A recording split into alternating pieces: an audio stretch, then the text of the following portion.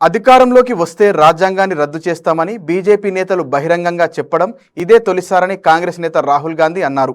దేశంలోని కోట్లాది మంది ప్రజలు కాంగ్రెస్ పార్టీ నేతలు రాజ్యాంగానికి ఏమీ కాకుండా అడ్డుకుంటారని ఢిల్లీలో నిర్వహించిన ఎన్నికల ప్రచార సభలో తెలిపారు. దేశంలో రిజర్వేషన్లు, ఎన్నికలు, ప్రజాస్వామ్యం, హరిత విప్లవం, శ్వేత విప్లవం, మన్రేగా అన్ని రాజ్యాంగం వల్లే సాధ్యమయ్యాయని రాహుల్ గాంధీ వివరించారు. దేవుడు పంపిన వ్యక్తి కేవలం 22 మంది కోసమే పనిచేయడం విచిత్రంగా అనిపిస్తుందని ప్రధాని మోదీని ఉద్దేశించి విమర్శించారు. అంబానీ, అదానీల కోరిక మేరకే ప్రధాని అన్నీ చేస్తారన్న ఆయన పేద ప్రజల రోడ్లు, ఆసుపత్రులు, విద్యను డిమాండ్ చేస్తున్నప్పుడు ఏమీ చేయరా అని రాహుల్ దుయ్యబట్టారు. హెలికాప్టర్ క్రాష్లో ఇరాన్ అధ్యక్షుడు రైసీ, విదేశాంగ మంత్రి సహా 9 మంది మరణించిన విషయం తెలిసిందే. హెలికాప్టర్ క్రాష్పై ఇరాన్ అధ్యక్షుడి చీఫ్ ఆఫ్ స్టాఫ్ అజర్బైజాన్ నుంచి తిరుగు ప్రయాణంలో వాతావరణం స్పష్టంగా ఉందని సంచలనాత్మక విషయం వెల్లడించారు. రైసీ హెలికాప్టర్ 2 హెలికాప్టర్ల మధ్య ఎగురుతుంది. 45 నిమిషాల తర్వాత రైసీ హెలికాప్టర్ పైలట్ అకస్మాత్తుగా మేఘాల రాకను గుర్తించి హెచ్చరించాడు.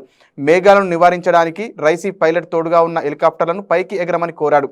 మేఘాలపైన 30 సెకండ్ల పాటు ప్రయాణించిన రైసీ హెలికాప్టర్ అకస్మాత్తుగా అదృశ్యమైంది. ఇతర హెలికాప్టర్ల రేడియో ద్వారా వారిని చేరుకోలేకపోయామని తెలిపారు.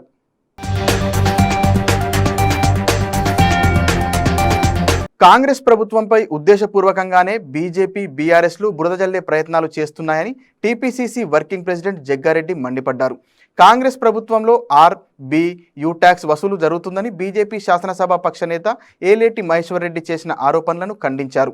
రేవంత్ రెడ్డి, బట్టి విక్రమార్క, ఉత్తమ్ కుమార్ రెడ్డిలు వైట్ పేపర్ లాంటి వారని, అలాంటి వైట్ పేపర్లపై మహేశ్వర్ రెడ్డి కావాలనే ఇంకు చల్లుతున్నారని ధ్వజమెత్తారు.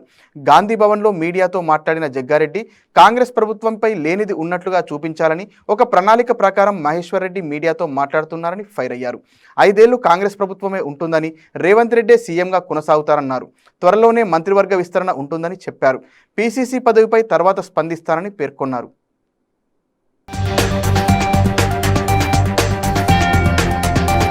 శ్రీధర్ రెడ్డిది ముమ్మాటికి రాజకీయ హత్యేనని, దీనికి నైతిక బాధ్యత వహించి హోంమంత్రిగా ఉన్న సీఎం రేవంత్ రెడ్డి రాజీనామా చేయాలని బీఆర్ఎస్ నేత ఆర్ఎస్ ప్రవీణ్ కుమార్ డిమాండ్ చేశారు. వనపర్తి జిల్లా చిన్నంబావి మండలం లక్ష్మీపల్లి గ్రామంలో బీఆర్ఎస్ నేత శ్రీధర్ రెడ్డి హత్యపై ట్విట్టర్ వేదికగా స్పందించారు. నాగర్ కర్నూల్, వనపర్తి జిల్లాల్లో సీఎం రేవంత్ రెడ్డి, మంత్రి జూపల్లి కృష్ణారావు అండతో బీఆర్ఎస్ నాయకులపై పట్టపగలే దాడులు జరుగుతున్నాయి.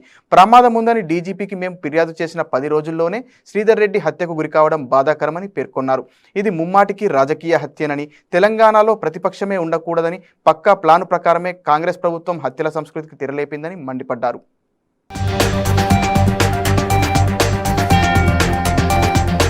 ఇండియన్ ఎయిర్ ఫోర్స్ చిమ్మ చీకట్లో విమానాన్ని సురక్షితంగా దింపి మరో అరుదైన ఘనతను సాధించింది. తూర్పు సెక్టార్లో నైట్ విజన్ గాగుల్స్ ఉపయోగించి ట్రాన్స్పోర్ట్ విమానాన్ని విజయవంతంగా ల్యాండింగ్ చేసింది. ఈ ఫీట్కు సంబంధించిన వీడియోలను తన సోషల్ మీడియా ఖాతా ద్వారా షేర్ చేసింది ఐఏఎఫ్. ఈ వీడియోలో నైట్ విజన్ టెక్నాలజీ సాయంతో అధునాతన గ్రౌండ్లో IAF C-130J విమానం సురక్షితంగా ల్యాండ్ అయినట్లుగా చూపిస్తుంది. నైట్ విజన్ గాగుల్స్ కారణంగా చీకటిలో ఆకుపచ్చ రంగులో కనిపిస్తుంది. విమానం లోపల నుంచి ఎలా ఉందో మరో వీడియోలో కనిపించింది.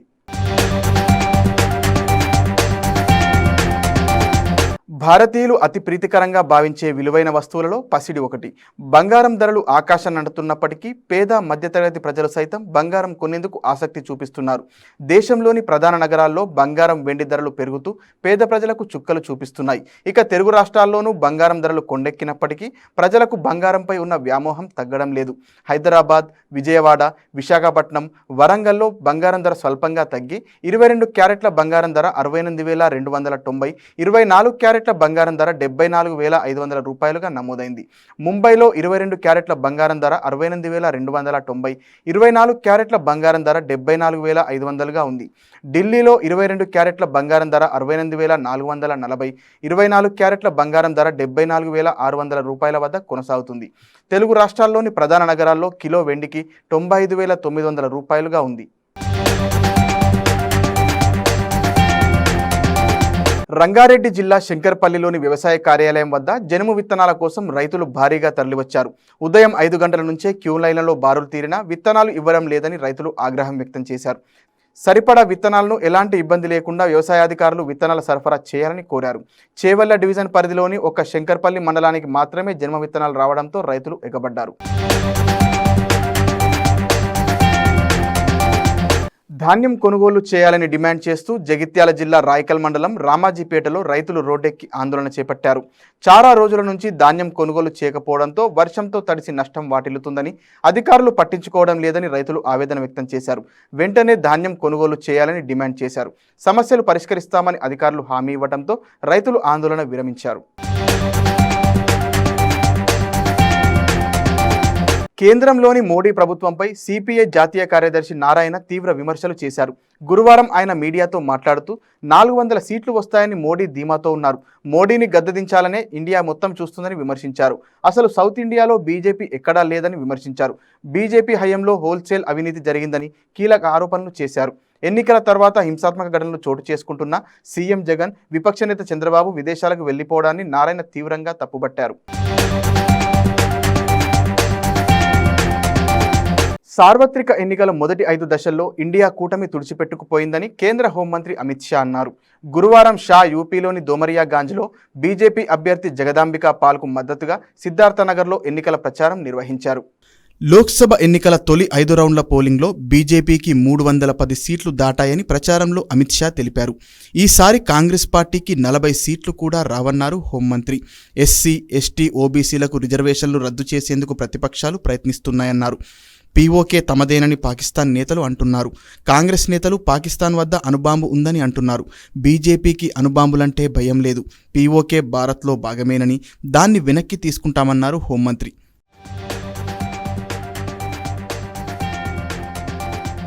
ప్రతిపక్ష కూటమికి ప్రధానమంత్రి అభ్యర్థి కూడా లేరని, కూటమి అధికారంలోకి వస్తే ఏడాదికి ఒకరు చొప్పున 5గురు ప్రధానులు ఉంటారన్నారు.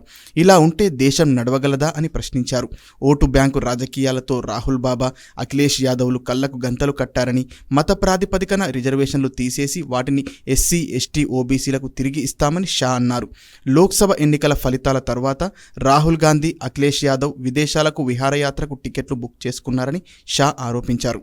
ఒకవైపు ఇటలీ, థాయిలాండ్, బ్యాంకాక్లకు వెళ్లే రాహుల్ గాంధీ మరోవైపు 23 ఏళ్లుగా ఎలాంటి సెలవులు తీసుకొని సరిహద్దుల్లో సైనికులతో కలిసి దీపావళి జరుపుకున్న నరేంద్ర మోడీ ఉన్నారని అమిత్ షా చెప్పారు.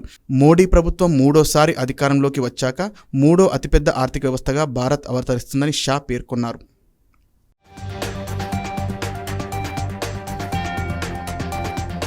आज का परिणाम सुनना है क्या? अरे जोर से बोलो, सुनना है क्या?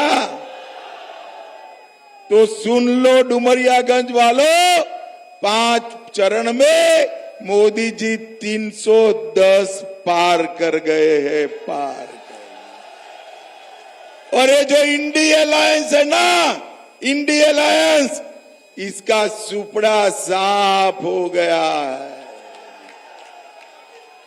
मेरी बात याद रखना, राहुल बाबा आप भी सुन लेना।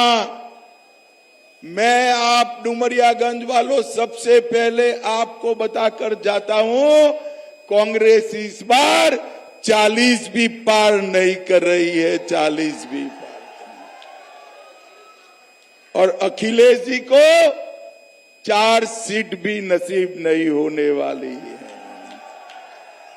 भाइयों बहनों, इस चुनाव में जगदंबिका जी के नाम के सामने जो कमल का निशान है, उस पर आप बटन दबाओगे तो जगदंबिका जी तो सांसद बनेंगे, मगर उसके साथ साथ मोदी जी भी 3री बार प्रधानमंत्री बनेंगे। సమాజంలో అశాంతి, అసూయను అధిగమించాల్సిన బాధ్యత అందరిపై ఉందని ముఖ్యమంత్రి రేవంత్ రెడ్డి వ్యాఖ్యానించారు. హైదరాబాద్ మహేంద్ర హిల్స్లోని మహాబోధి బుద్ధ విహార్లో జరిగిన బుద్ధ పూర్ణిమ వేడుకలో పాల్గొన్న ఆయన సంయుక్త నికాయ 4వ నిఘంటువును ఆవిష్కరించారు. గౌతమ బుద్ధుడి బోధనలు అందరికీ అవసరమని రేవంత్ రెడ్డి అన్నారు. మహాబోధి బుద్ధ విహార్కు ప్రభుత్వం సంపూర్ణంగా సహకరిస్తుందని, కోడ్ ముగిశాక నిధులు మంజూరు చేస్తామన్నారు. సమాజాన్ని శాంతి మార్గంలో నడిపించేందుకు ఓ పాఠశాల నిర్వహించాలని సీఎం రేవంత్ రెడ్డి మహాబోధి బుద్ధ విహార్ నిర్వాహకులకు సూచించారు.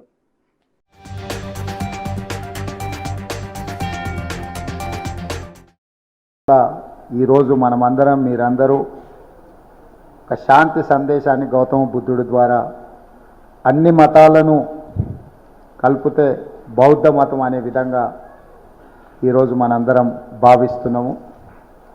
ప్రధానంగా గౌతమ బుద్ధుడు బోధించిన బోధనలో నాకు ఇష్టమైన లైను, ధ్యానాన్ని ఒక పనిగా చేయడం కాదు, ప్రతి పనిని ఒక ధ్యానంగా చెయ్యాలి అని వారు ఏదైతే సూచన చేసిండ్రో అందులో చాలా తత్వం ఉన్నది, చాలా బోధన ఉన్నది.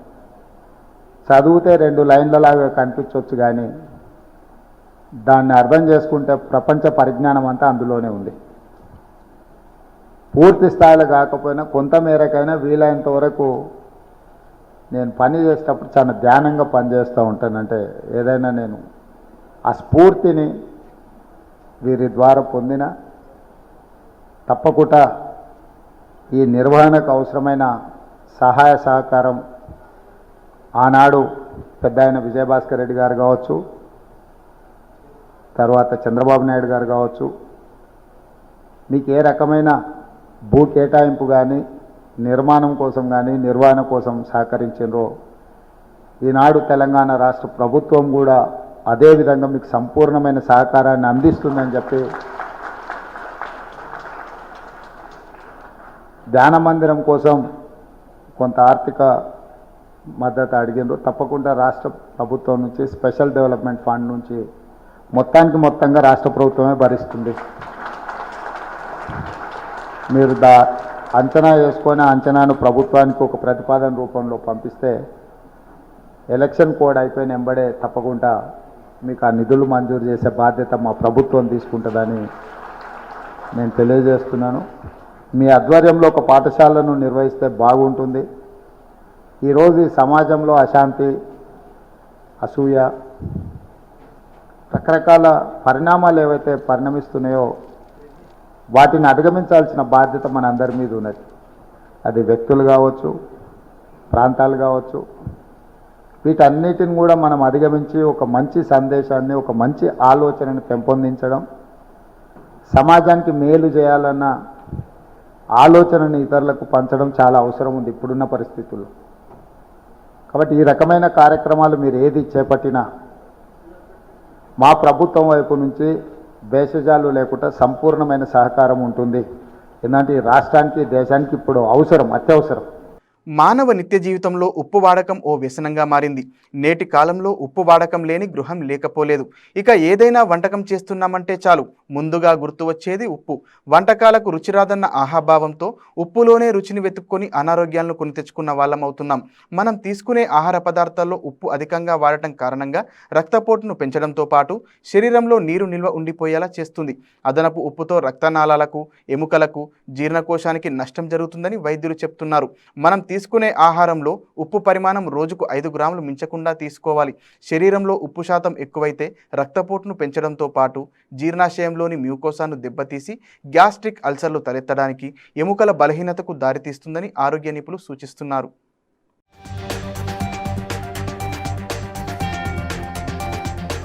ఎన్టీఆర్ జిల్లా కొండూరు మండలం కంబంపాడులో ఏసీపీలు మురళీమోహన్, ప్రకాష్ రావుల ఆధ్వర్యంలో పోలీసులు కార్డన్ అండ్ సెర్చ్ నిర్వహించారు. సార్వత్రిక ఎన్నికల కౌంటింగ్ భద్రతా దృష్ట్యా ప్రతి ఇంటిని క్షుణ్ణంగా పరిశీలించి తనిఖీలు చేపట్టినట్లు పోలీసులు తెలిపారు. అయితే రికార్డులు సరిగా లేని 34 వాహనాలు సీజ్ చేసి స్టేషన్కు తరలించినట్లు పోలీసులు చెప్పారు. ఈ కార్డన్ అండ్ సెర్చ్లో సర్కిల్ ఇన్స్పెక్టర్ అబ్దుల్ నబీ, ఎస్ఐలు పాల్గొన్నారు.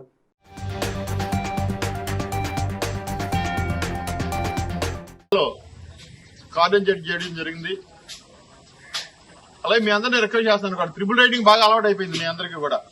అప్పుడు ఏదైనా అనుకోని ప్రమాదం జరిగితే మిమ్మల్ని నమ్ముకున్న ఒక కుటుంబం ఉంది, ఒక ఫ్యామిలీ మీకోసం చూస్తూ ఉంటుంది, అది మాత్రం మర్చిపోద్దు. దయచేసి మీరు ప్రోత్సహించవద్దు. మీ పిల్లలు ఎవరైనా ట్రిపుల్ రైడింగ్ వెళ్తుంటే వాళ్ళందరికీ చెప్పండి. అర్థమవుతుందా మీకు? చెప్పండి. వాళ్ళకి వీడు వెళ్ళి వీడు పడిపోయినా, వీడికి దెబ్బ తగిలినా మీకే బాధ.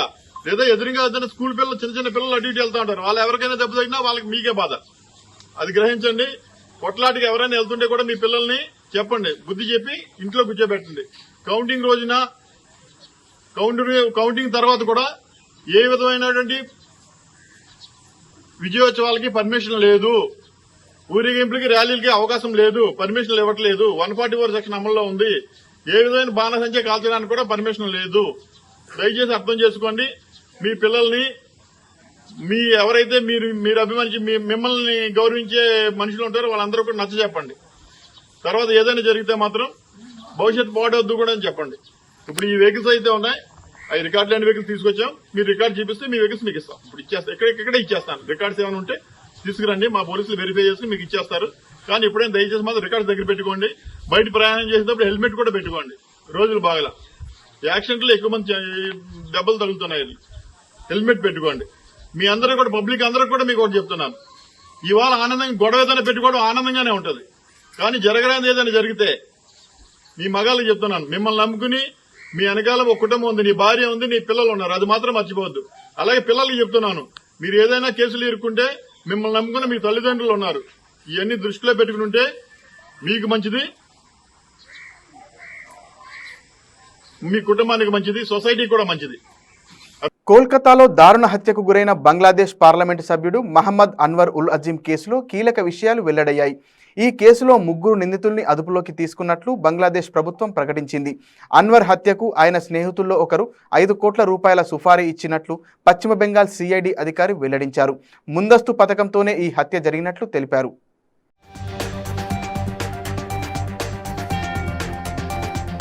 పశ్చిమ బెంగాల్లోని నందిగ్రామ్లో మరోసారి ఉద్రిక్తతలు చెలరేగాయి. పూర్వ మేదినీపూర్ జిల్లా నందిగ్రామ్ సమీపంలోని సొంచురా గ్రామంలో రతిరాణి అరి అనే బీజేపీ మహిళా కార్యకర్త హత్యకు గురయ్యారు. తృణమూల్ వద్దనున్న నేరస్తులే రాణిని చంపారని ఆరోపిస్తూ బీజేపీ కార్యకర్తలు ఆందోళనకు దిగారు. టైర్లు కాల్చి రోడ్లను దిగ్బంధించి స్థానిక దుకాణాలను బలవంతంగా మూయించారు. స్థానికంగా ఒక పోలింగ్ పర్యవేక్షణ బాధ్యతలను బీజేపీ రాణికి మరికొందరికి అప్పగించింది. నిన్న రాత్రి ద్విచక్ర వాహనంపై వచ్చిన కొందరు దుండగులు ఆయుధాలతో రాణి, ఆమెతో ఉన్న వారిపై దాడి చేశారు.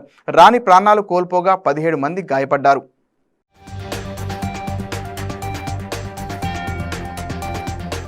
హైదరాబాద్ నగరవాసులకు కాశ్మీర్ అందాలను పరిచయం చేస్తూ అత్యంత అద్భుతంగా ఏర్పాటు చేసిన సమ్మర్ ఉత్సవ్ మేళా ప్రారంభమైంది. 20 సంవత్సరాలుగా నగరవాసులకు ప్రత్యేక అనుభూతులను పరిచయం చేస్తున్న సమ్మర్ ఉత్సవ్ మేళా ఈసారి కాశ్మీర్ మంచుకొండల్లోని అద్భుత దృశ్యాలను కళ్లకు కట్టినట్లుగా చూపిస్తున్నారు. సాగర తీరాన ఉన్న ఐమాక్స్ పక్కన HMDA మైదానంలో ఈ సమ్మర్ ఉత్సవ్ మేళా ఏర్పాటు చేశారు. ఎలాంటి ఆర్భాటాలు లేకుండా ఓ చిన్నారితో నిర్వాహకులు మేళాను ప్రారంభించారు. మంచుకొండల అందాల సెట్టింగ్తో ఏర్పాటు చేసిన ఈ మేళాకు మొదటి రోజు సందర్శకులు పెద్ద ఎత్తున తరలివచ్చారు.